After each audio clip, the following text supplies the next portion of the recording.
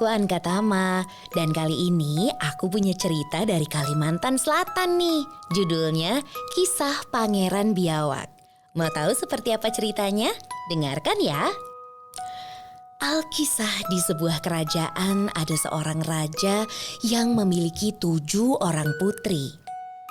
Setelah beranjak dewasa, putri sulung menghadap ayahnya mewakili adik-adik yang lain.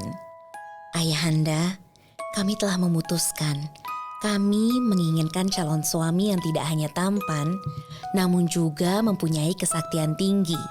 Mereka harus bisa membangun sebuah istana yang sangat megah di seberang sungai, kata putri kedua menimpali sang kakak. Sang raja lantas mengadakan sayembara. Jika ada pemuda lajang yang mampu membangun sebuah istana megah di seberang sungai, maka ia akan mengizinkannya melamar putri-putrinya. Datanglah 6 pemuda gagah yang menyatakan sanggup untuk memenuhi sayembara itu. Mereka bekerja keras bersama-sama untuk membangun sebuah istana di seberang sungai.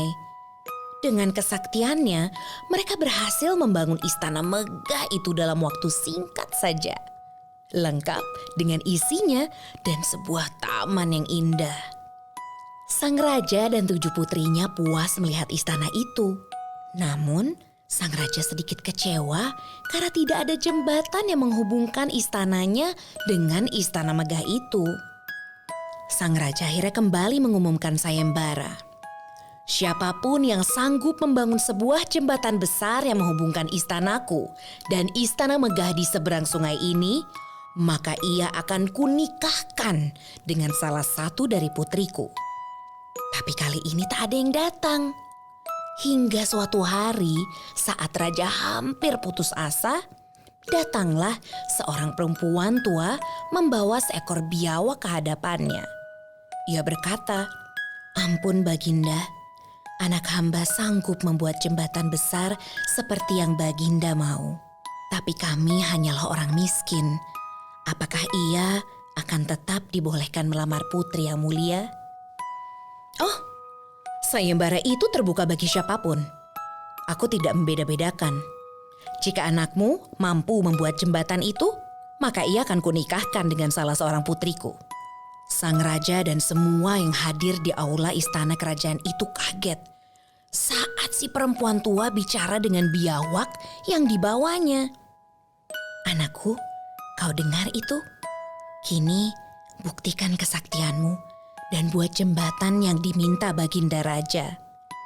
Semakin terkejutlah mereka saat si biawak itu bisa menjawab, "Baiklah Bu, saya memohon doa restumu Ibu."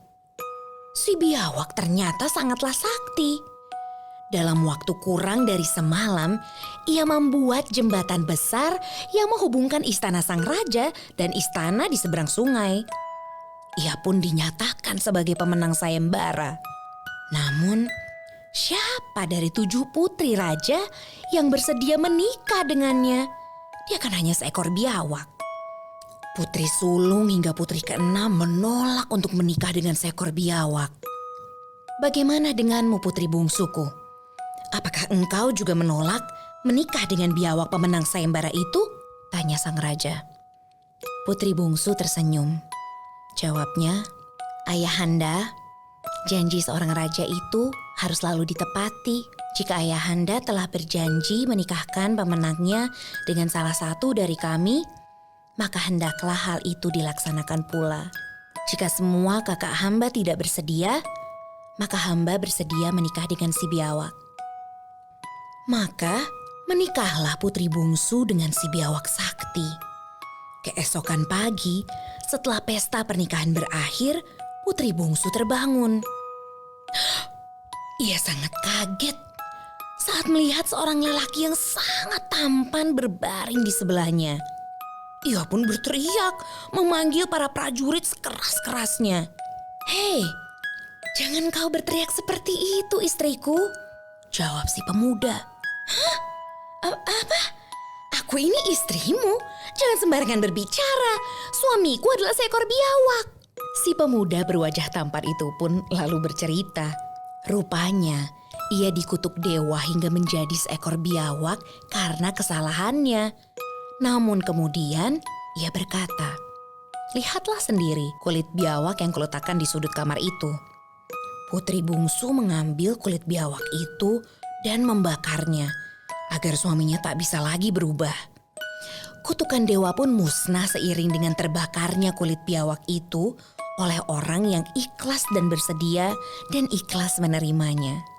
Putri bungsu akhirnya hidup bahagia bersama suaminya. Keenam kakak putri bungsu merasa menyesal telah menolak biawak yang ternyata seorang pangeran sakti berwajah sangat tampan. Wah, seru sekali ya ceritanya teman-teman. Makanya janganlah menilai orang dari penampilan luarnya saja. Setelah itu kita juga harus selalu ikhlas untuk bersyukur atas apa yang kita dapatkan. Karena sikap ini akan membawa rejeki dan keberuntungan di kemudian hari.